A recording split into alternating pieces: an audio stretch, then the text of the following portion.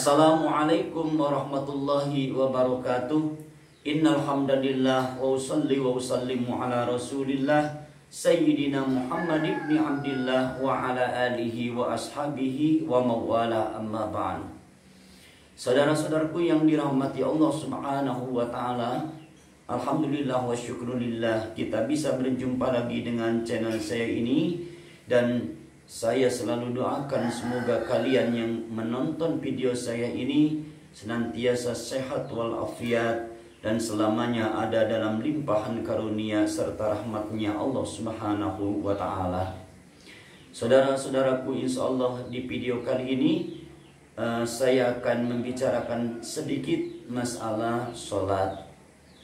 Sholat sebagaimana telah kita ketahui bahwa sholat merupakan tiangnya agama, sebagaimana sabda Rasulullah Sallallahu Alaihi Wasallam, sholat itu tiangnya agama, dan barang siapa yang mendirikan sholat atau melaksanakan sholat, maka sungguh ia telah menegakkan agamanya atau mendirikan agamanya. Dan barang siapa meninggalkan sholat, maka sungguh ia telah merobohkan agamanya. Dan juga sholat merupakan ibadah yang paling utama, sehingga menjadi pokok dari seluruh amal ibadah kita. Dan barang siapa yang tidak mengerjakan sholat, maka amal ibadah yang lainnya tidak akan diterima oleh Allah Subhanahu wa ta'ala. Dan sholat juga merupakan amal yang paling pertama dihisab nanti di hari kiamat. Ini sebagaimana sabda Rasulullah Sallallahu Alaihi Wasallam, awwalu ma yuhasabu bihil 'abdu yaumal qiyamati as-sholat. Fa in sholahat sholaha lahu sa'iru amali, wa in fasadat fasada sa'iru amali. Yang paling pertama dihisab amalan suatu hamba nanti di hari kiamat, yaitu sholat. Apabila sholatnya lulus baik, maka lulus pula baik pula seluruh amalnya. Dan apabila sholatnya rusak, maka rusak pula seluruh amalnya. Saudara-saudaraku yang dirahmati Allah Subhanahu wa ta'ala, syarat agar sholat kita diterima oleh Allah Subhanahu wa ta'ala adalah pertama, dilaksanakan dengan ikhlas karena Allah Subhanahu wa ta'ala, karena perintah Allah Subhanahu wa ta'ala, dan ingin mendapatkan pahala darinya. Yang kedua, sholat harus dilaksanakan dengan khusyuk. Untuk meraih kekhusyuan, maka kita mesti memperhatikan apa yang menjadi syarat-syarat sholat dan rukun-rukun sholat. Karena itu kita akan mendapatkan kekhusyuan yang sesungguhnya. Jadi dalam arti sholat harus dilaksanakan dengan tenang, sesuai dengan rukun-rukunnya.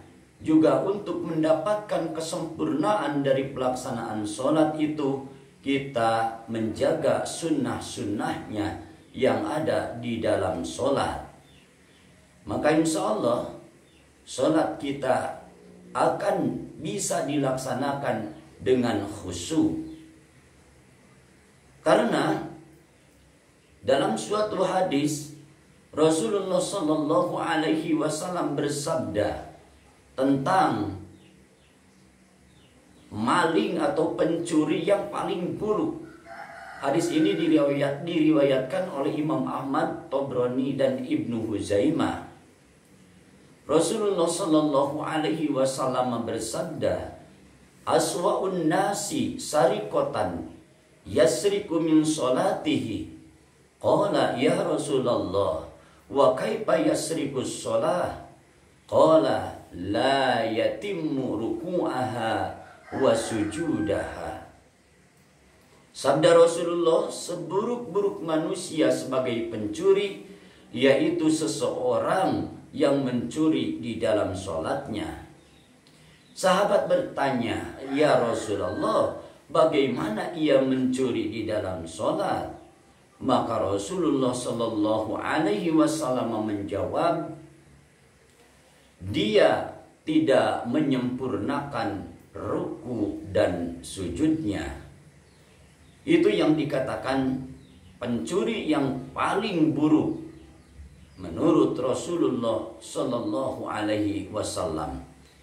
Bahkan Allah Subhanahu Wa Taala telah menjanjikan kecelakaan di neraka bagi orang-orang yang lalai dalam melaksanakan sholatnya. Lalai melaksanakan sholatnya berarti sholat tidak dilaksanakan dengan sempurna. Sholatnya tergesa-gesa, sehingga dalam suatu hadis Rasul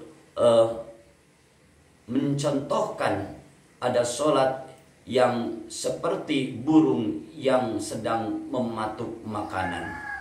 Itu mengisyaratkan bahwa sholat yang sangat dibenci oleh Rasulullah Shallallahu Alaihi Wasallam, yaitu sholat yang tergesa-gesa sehingga tidak menyempurnakan ruku dan sujudnya, juga yang lain-lainnya.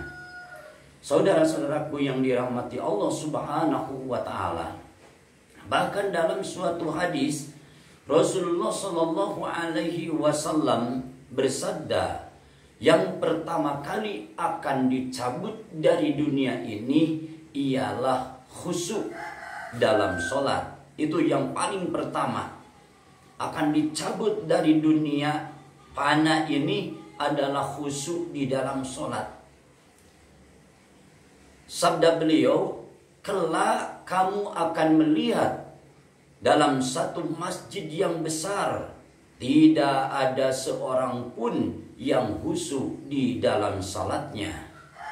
Di sini mengisyaratkan bahwa di zaman itu jangankan jamaah, imamnya pun sudah tidak benar melaksanakan sholatnya, sudah tidak sempurna dalam melaksanakan sholatnya.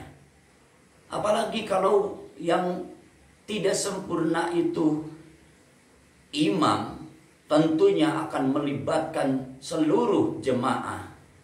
Apabila imamnya tergesa-gesa sehingga tidak dapat khusyuk dalam ibadah sholatnya, maka otomatis makmumnya juga tidak akan khusyuk dalam melaksanakan sholatnya.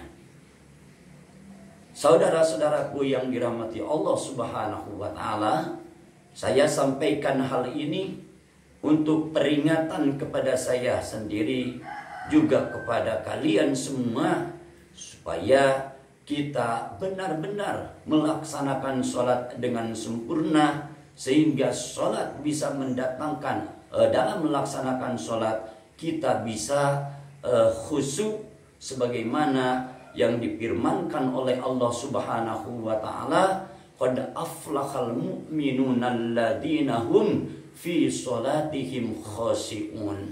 Jadi sungguh bahagia orang-orang mukmin yang di dalam sholatnya khusyuk. Itu yang dijamin kebahagiaan, yang akan mendapat kebahagiaan. Orang-orang mukmin yang akan mendapatkan kebahagiaan itu adalah orang-orang mukmin yang khusyuk dalam mengerjakan sholatnya.